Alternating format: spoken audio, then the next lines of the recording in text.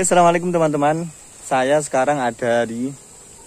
Assalamualaikum teman-teman. Saya sekarang ada di kebun saya yang udah terbengkalai ini. Kebun kates, kebun pepaya yang udah gak saya rawat. Jadi hasilnya kurang maksimal. Kita lihat penampakannya. Oke, capcus. Oke, lanjut kita meluncur ke lokasinya, melewati pohon-pohon jati.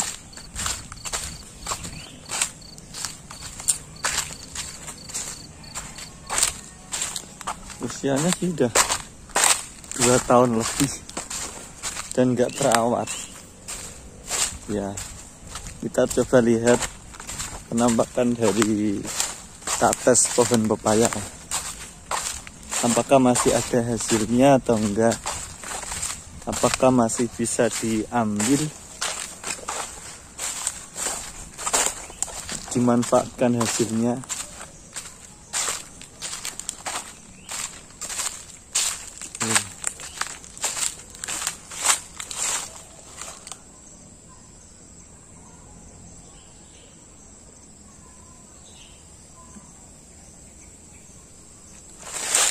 Kita lihat tuh, jarang kesini jadi sebenarnya masih banyak.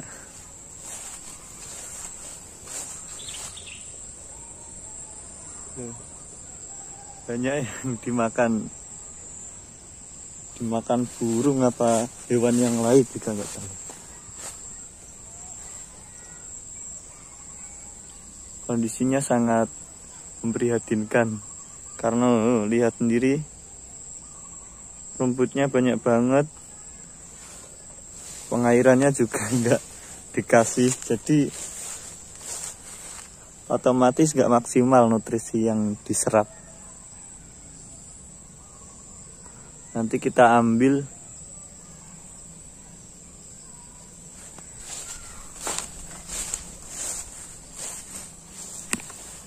kalau waktu tahun-tahun pertama saya panen sih alhamdulillah hampir tiap hari panen terus. Hampir tiap hari panen. Jadi apa ya? Sebenarnya sih menjanjikan. Berhubung saya kurang maksimal dalam perawatan ya gini. Katanya sih gini, setahun, nah maksudnya udah terlalu tinggi gitu, terus dipangkas, maka tunasnya akan lebih maksimal katanya gitu.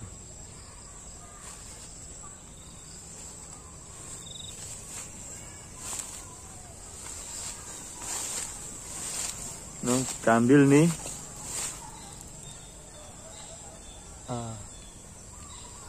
Ini ada, ambil,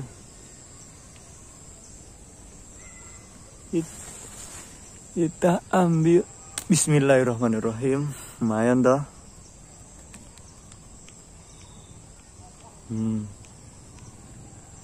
Benernya sih enak.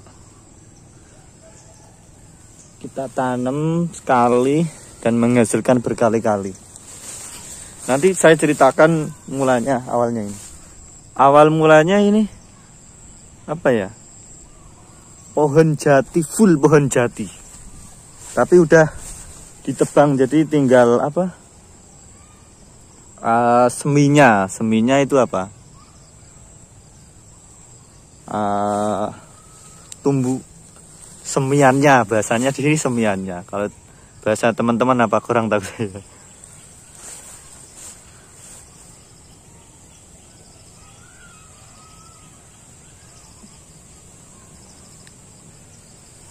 Pohon full sampai saya berhari-hari nebang. Itu kan kalau ditebang kan masih ada apa ya? Sisa-sisanya itu tetap masih numbuh. Terus saya akali sampai saya jegol. Saya ambil akarnya, saya duduk, saya gali akarnya gitu. Hingga nggak ada yang numbuh lagi. Malah saya kasih semprot obat untuk gulmai pastinya. Tapi untuk yang dari Kalimantan itu ada gulma yang dari Kalimantan. Kalau di sini kan di Jawa gini kan gulma-gulma untuk rumput. Kalau yang Kalimantan itu untuk pohon-pohon yang besar itu ada. Pernah saya semprot kayak gitu. Nah, itu kayak salu. Itu samping-sampingnya masih pohon jati. Jadi secara sih kurang maksimal karena apa ya? Tertutupi oleh samping-sampingnya pohon jati. Oh, ini juga masih pohon jati, jadi kurang maksimal secara lokasinya. Kayak pernapasannya sih kurang maksimal. Kita ambil lagi, sambil cerita-cerita. Terus setelah saya tebang-tebangi hingga wah pokoknya penuh keringat dah. Saya tebang-tebangi terus berselang-selang sampai bersih. Kemudian apa? Saya tanami, waktu itu saya tanami langsung ini, pohon pepaya ini. Bawahnya saya tanami kacang apa itu? Yang buat seperti kacang apa? Kacang kelinci ya, 2 kelinci, kacang apa itu? Kacang tanah ya. Aduh, nggak nyampe ini saya.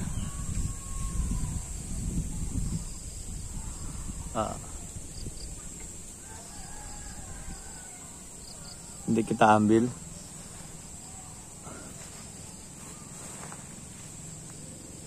Oke. Kita dulu dah. Setelah kita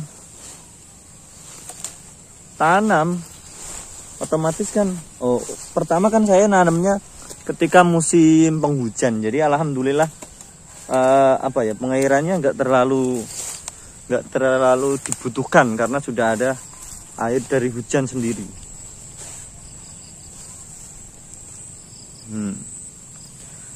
Terusan kayak itu masih ada deh yang tumbuh jatinya.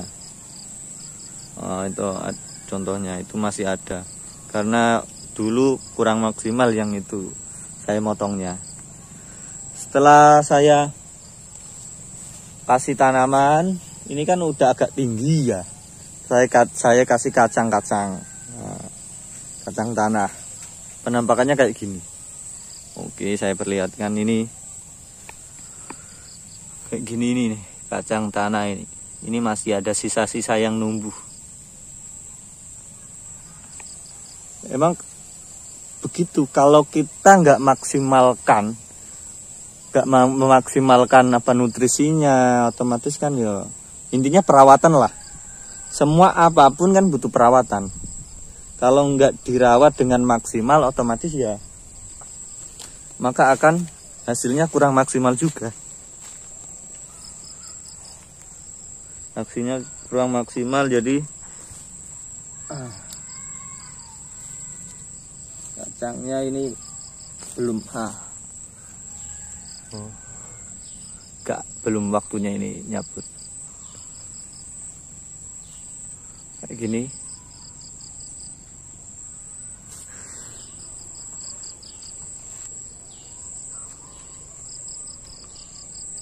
Terusan saya setelah itu kan waktu masuk di musim kemarau ya. Musim kemarau itu sampai saya buat sumur apa itu? Sumur bor bahasanya di sini. Sumur bor. Buat sumur bor hingga habis berapa ya? Habis 2 lubang saya lubangin. Lubang yang pertama sumberannya sedikit, lubang kedua juga sedikit kurang maksimal. Soalnya sumberannya agak sulit di sini. Sebenarnya sampingnya sih sungai. Cuman kan kadang waktu musim kemarau banyak yang ngambil airnya, jadi keroyokan bahasanya, keroyokan. Banyak yang ngambil intinya. Jadi saya akali dengan buat sumur bor. Kemudian saya beli sibel, ini pompa airnya itu sibel yang lonjong seperti ini. Tapi waktu itu saya tiru. Sebaiknya apa ya? Saya kasih pengalaman ke teman-teman. Gini, waktu itu saya beli yang sibel ulir bahasanya ke di tempat saya. Sibel ulir itu yang kayak ada karetnya. Yang baik kan yang pakai kipas. Itu jadi kalau kena kotoran, kena pasir itu nggak berhenti. Kalau pakai yang ada karetnya itu suka macet, jadi otomatis mati tiba-tiba gitu. Itu juga apes juga lagi.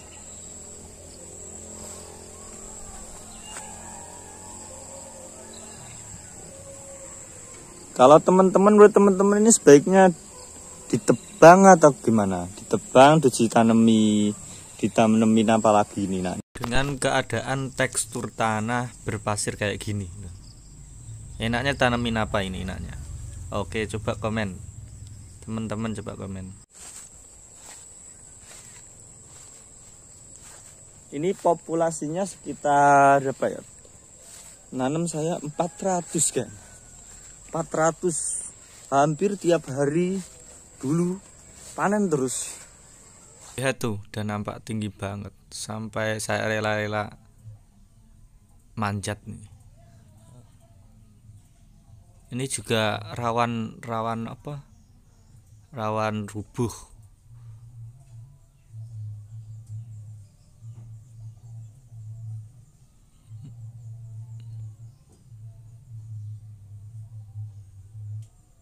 Oke, saya ambil, saya taruh tas. Alhamdulillah, meskipun nggak saya rawat, tapi masih bisa menghasilkan. Dan itu pun masih bisa berbagi sama hewan-hewan yang lain. Itu contohnya yang dimakan burung atau hewan-hewan yang lain, mungkin bajing mungkin. Alhamdulillah loh, merah merona seperti bibiramu. Masih ada sisa-sisanya, paralon mungkin bisa digunakan untuk kedepannya nanam yang lain, mungkin tanaman-tanaman yang lain untuk pengairannya. Coba ya teman-teman, kasih saya solusi tanaman apa yang enaknya dengan tekstur tanah seperti ini, agak berpasir.